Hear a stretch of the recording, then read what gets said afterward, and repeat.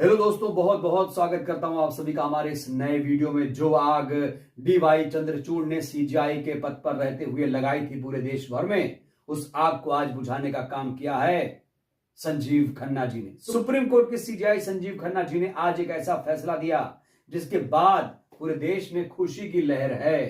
दोस्तों, पिछले कई दिनों से आप एक ड्रामा देख रहे हैं कि हमारे देश के कई मस्जिदों का सर्वे कराने की बात सामने आई है।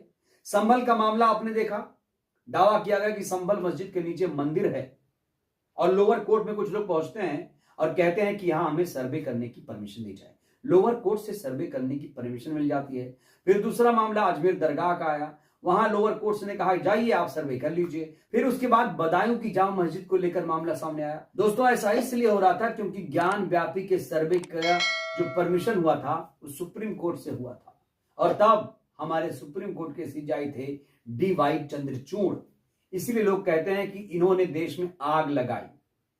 वर्शिप एक्ट 1991 होने के बावजूद दरगाहों का, मस्जिदों का सर्वे करने की परमिशन दी गई और तब आवाज उठी कि जब हमारे देश में 1991 वर्शिप एक्ट है, पूजा स्थल अधिनियम 1991 है, तो फिर किसी ऐतिहासिक मस्जिद दरगाहों का सर्वे करने की परमिशन क्यों दी जा रही है और वो लोग क्यों इसके खिलाफ याचिका दाखिल करते हैं। और कोई भी नफरती चिंटू खड़ा हो जाता था, केस दाखिल करता था और कहता था कि इस मस्जिद के नीचे मंदिर है, इस दरगाह के नीचे मंदिर।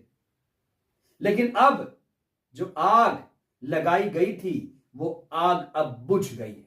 सुप्रीम कोर्ट से बहुत बड़ी खबर दोस्तों, बहुत बड़ा आदेश, बहुत बड़ा आदेश यह है कि अब कोई भी व्यक्ति, कोई भी केस इस तरह का दाखिल नहीं कर पाएगा।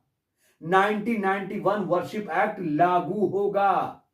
1991 वर्शिप एक्ट कहता है कि 1947 से पहले जो भी इबादत गाह हैं उसका स्वरूप वैसे ही रहेगा। दोस्तों, इस हेडलाइन को देखिए, मंदिर मस्जिद से जुड़ा नया केस फिलहाल नहीं होगा दायर, सुप्रीम कोर्ट ने केंद्र से जवाब मांगा है।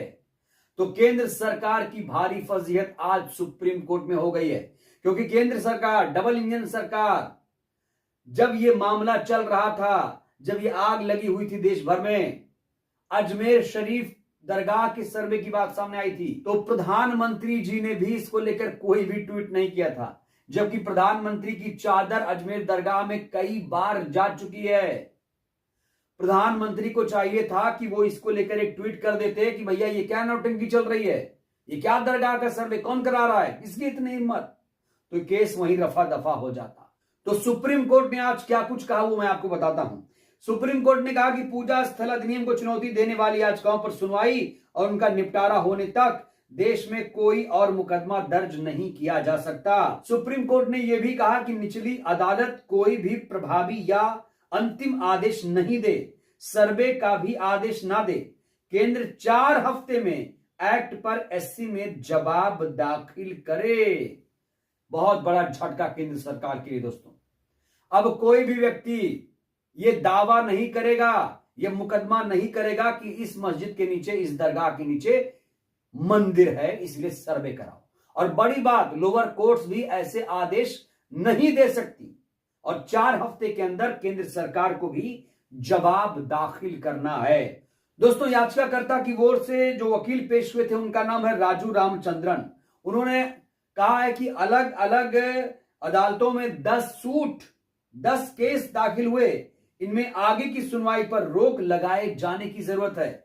जब इन्होंने यह आवाज बुलंद की तो जानते हैं केंद्र सरकार ने इसका विरोध किया।